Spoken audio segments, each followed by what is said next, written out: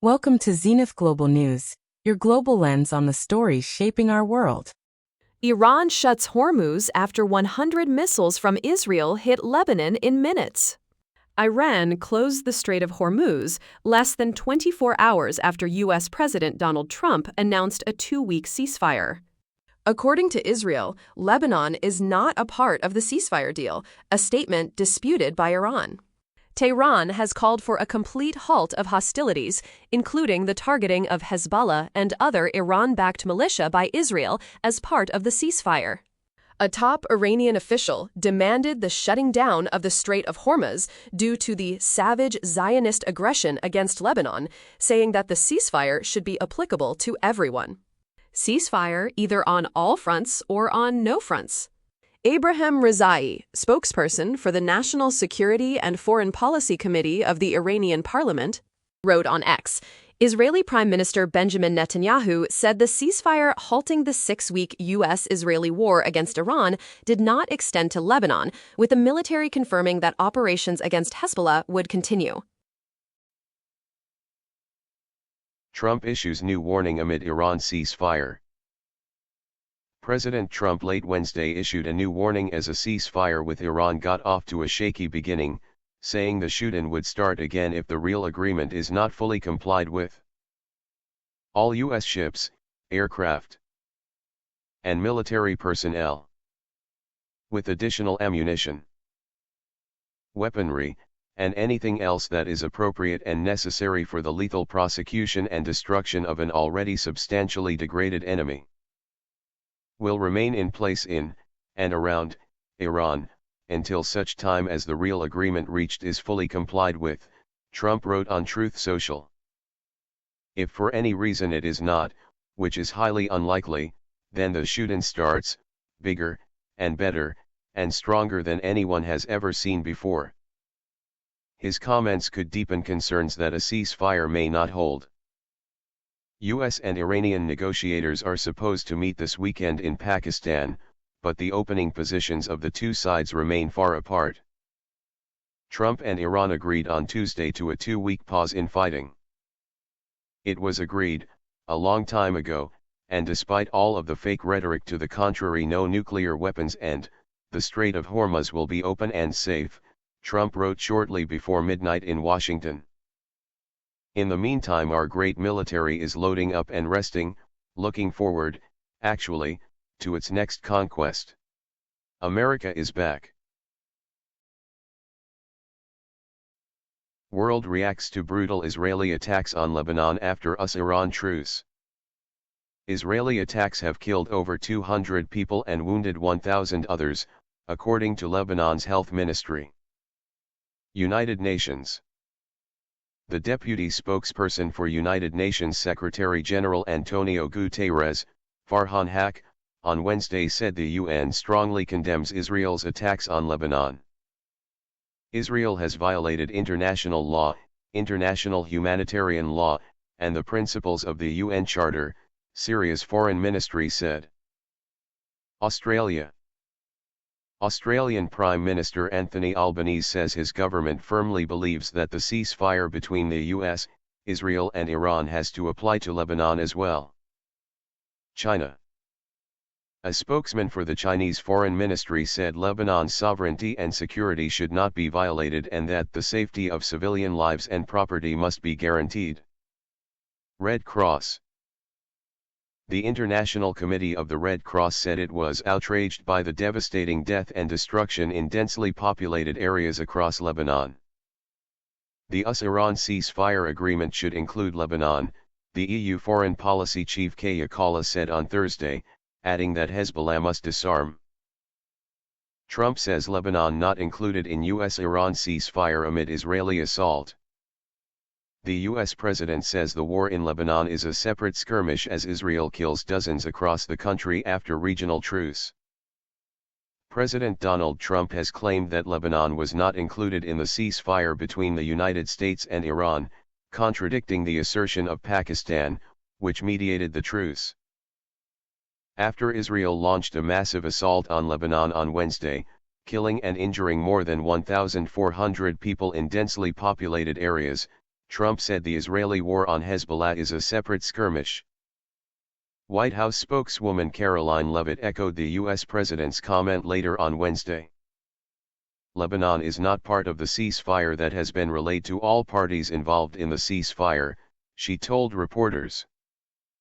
Leavitt also dismissed speculations that Israeli Prime Minister Benjamin Netanyahu may be looking to undermine the truce by attacking Lebanon, saying that Israel remains a key ally and partner to the U.S.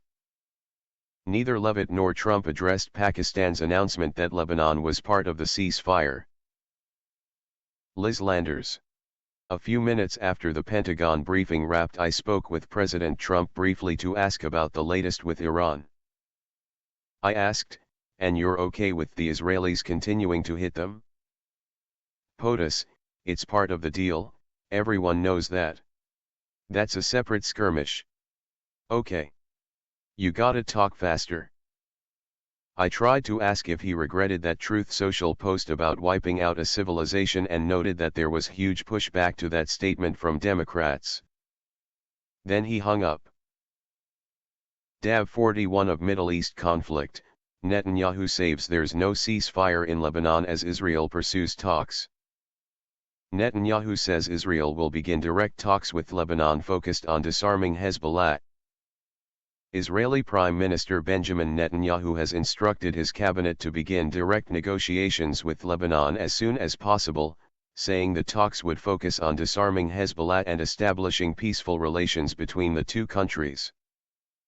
In light of Lebanon's repeated requests to open direct negotiations with Israel, yesterday I instructed the cabinet to begin direct negotiations with Lebanon as soon as possible, Netanyahu said in a statement. Netanyahu said the negotiations would center on disarming Hezbollah and establishing peaceful relations between Israel and Lebanon.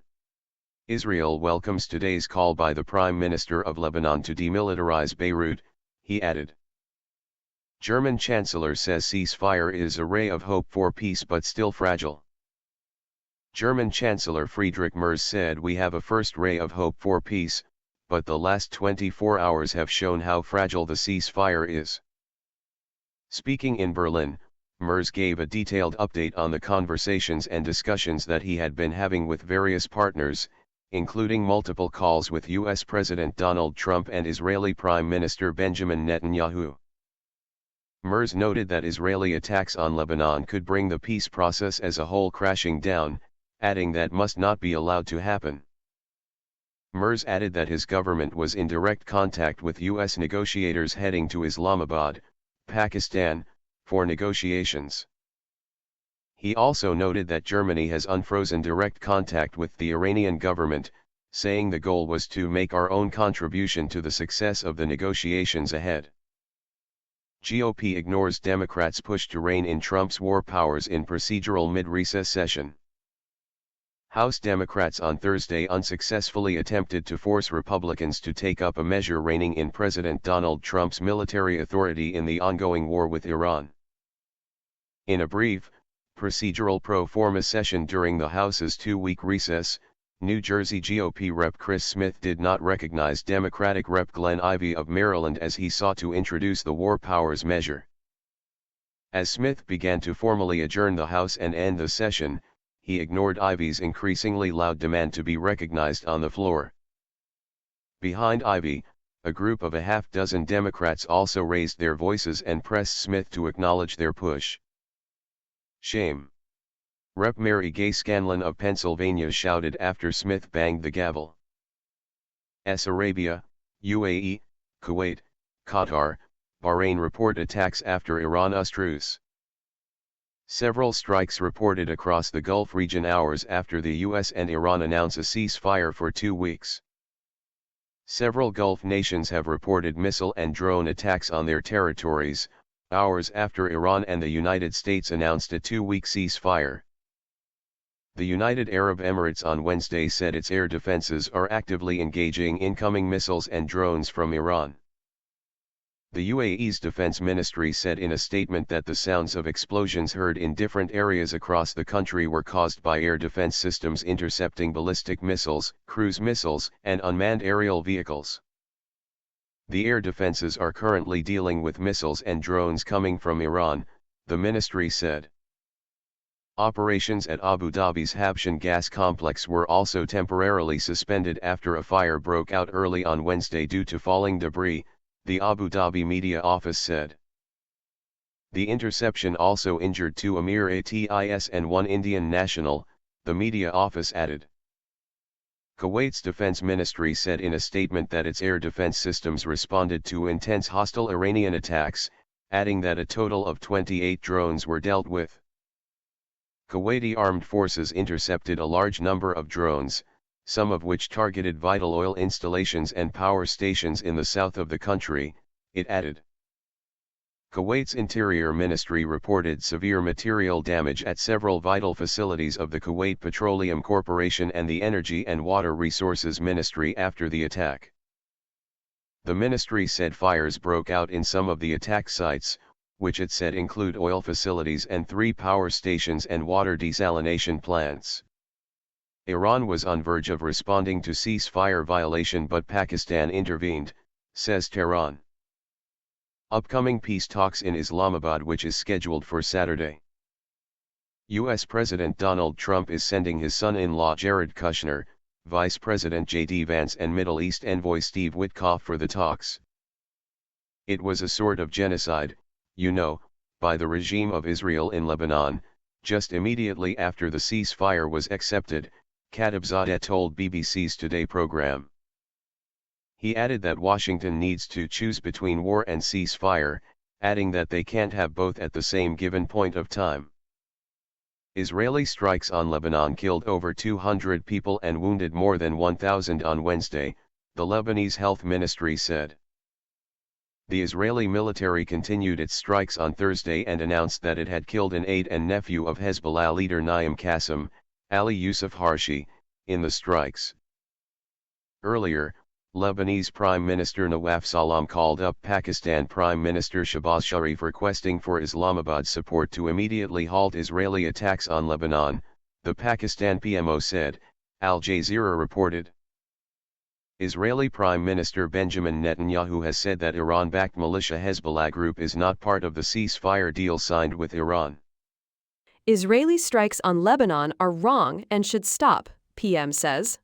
Israeli attacks on Lebanon are wrong and should stop, Sir Keir Starmer has said during a 3-day visit to the Gulf region. Speaking to ITV's Talking Politics podcast, the Prime Minister said it was a matter of principles rather than a technical question over whether the strikes breached Tuesday's ceasefire deal. The Iranian Deputy Foreign Minister told the BBC the strikes on Wednesday, which according to Lebanon's health ministry killed 303 people, were a grave violation of the ceasefire agreement, but Israel said Lebanon was not covered by the truce. Israel's Prime Minister Benjamin Netanyahu has told his cabinet to begin negotiations with Lebanon as soon as possible.